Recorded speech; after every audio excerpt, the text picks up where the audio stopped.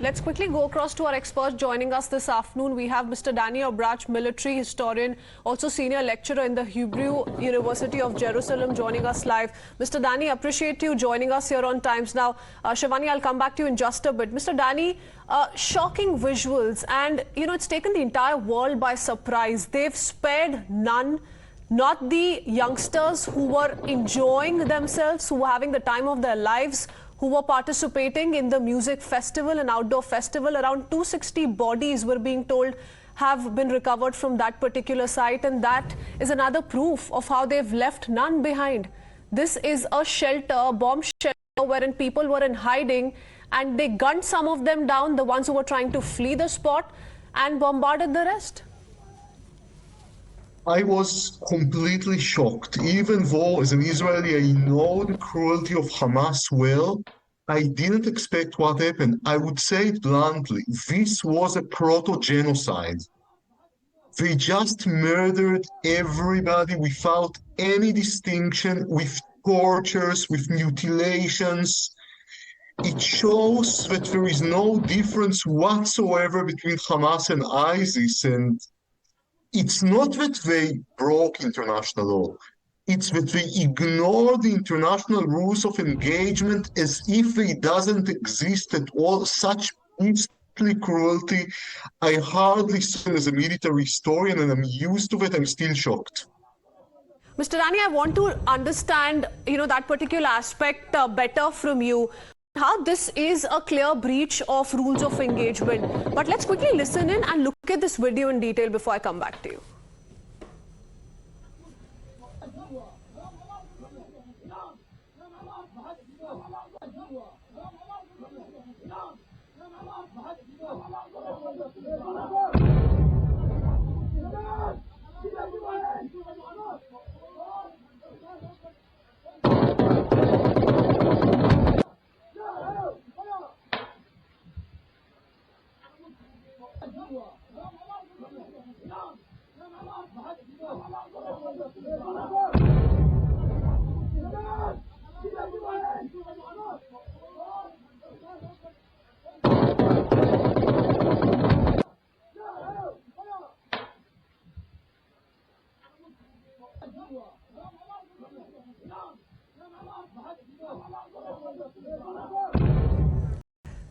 What's the irony here, Mr. Danny, is also that, the Hamas terrorists have issued a warning to Israelis. They say, if you do inflict any sort of pain on civilians in Palestine, we're going to take down the hostages in Gaza Strip. And this is the treatment they're meting out to those who are in hiding in bomb shelters? International rules of engagement are very clear. You should inflict the minimum violence necessary for your military victory, and any army, any legal army, is not allowed to target civilians deliberately.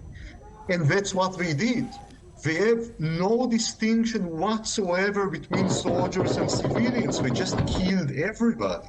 So it's not only a matter of killing people in bomb shelters, it's just killing babies, women, children, all of the civilians countered, as if the rules of war do not exist for them. They just ignored it completely. We are not committed to the international rules of war, even not in a minimal sense. According to the international rules of engagement, you are not allowed to kill prisoners. They just murder, torture, mutilated prisoners. Torturers are not allowed, yet they tortured everybody.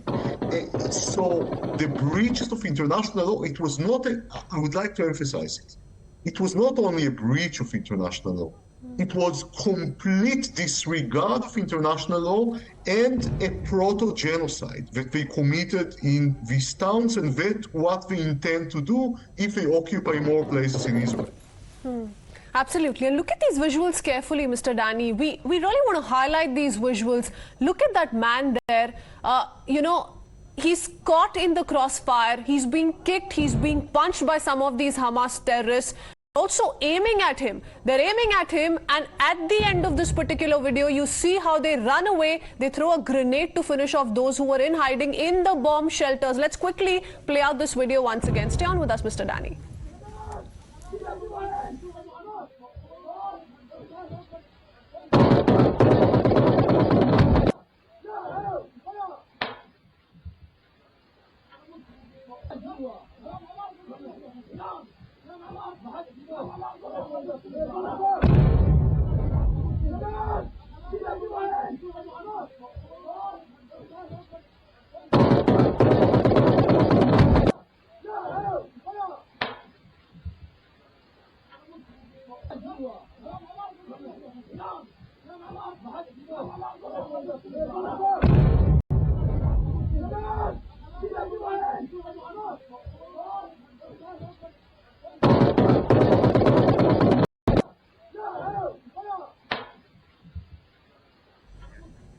Mr. Danny, how do you deal with these demons? The strategy seems to be very clear.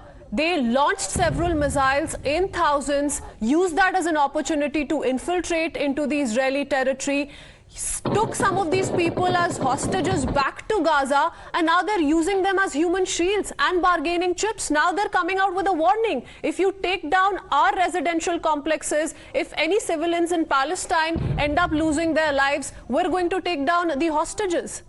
How do you deal with these demons? I think we have no choice but to occupy Gaza completely, purge Hamas from Gaza, and destroy this terrorist group, root it from the ground up. On the long run, it will be better for the people of Gaza as well, because this cancer called Hamas, this terrorist group, is making life hell for Israel. We want to exterminate all of us, but also for Palestinians. Now we need to win this war, to just destroy this group, try its leaders for crimes against humanity, and bring Gaza back eventually to the legitimate Palestinian government in Ramallah. There is no coexistence with Hamas. I think I need to make it very clear, and Israel will not stop until the government of Hamas in Gaza is destroyed. We need to destroy this regime, just like ISIS was destroyed in Syria and Iraq. It's possible, it was done. Yes, and we've heard it from the Prime Minister as well, Mr. Danny, that we're going to exact a price, he says, that's going to be remembered by generations to come. But, you know, here's a terror group that's very well armed, and it's very clear that this entire conspiracy was in the works for the longest time. They targeted Israelis during holiday season. They targeted those deliberately who were attending that music. And they've also not spared those who were seeking shelter, who were in hiding. Have you also heard of more episodes, Mr. Danny, since you're aware of what's going on within Israel, on more of these bomb shelters who've perhaps come under target and under attack? In, for example, some of the villages they occupied, they killed young couples, just letting the men see how his spouse is being killed and tortured, and then killing him as well. They occupied, for example, the dining rooms of communal villages and just machine gunned. Everybody was inside. They brooded one Arab Bedouin girl that they caught, little girl, they shot 40 bullets at her. And yes, again, attacking people in bomb shelters and out of bomb shelters. They completely disregard it. They want to kill as many civilians as possible. For them, civilian deaths are not collateral damage in war. They intend to kill as many civilians as possible. The goal is genocide. And I think that has to be very, very clear.